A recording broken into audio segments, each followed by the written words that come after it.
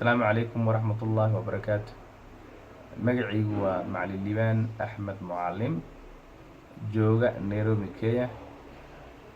Waxaan halkaan tacsi tiiraanyo leh u dirayaa dadkii ku geeriyooday isgoyska Soobe ee magaalada Muqdisho 14 Oktoobar 2007.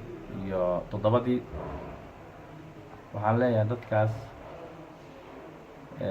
Allah u naxariisto, inta dhaawacana Allah bogsiiyo, ummadda Soomaaliyeed meel kasta joogtana sabar iyo iimaan Allah ka siiyo.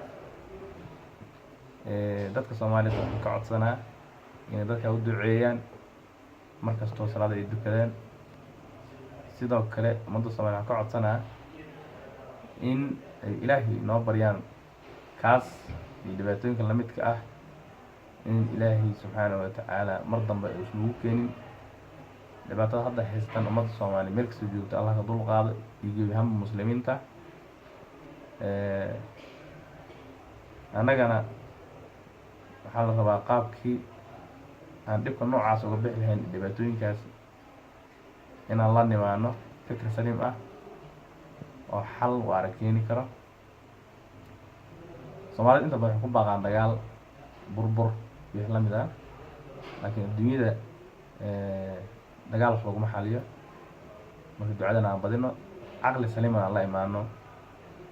aad mahadsantihiin. Assalaamu calaykum waraxmatullaahi wabarakaatuh.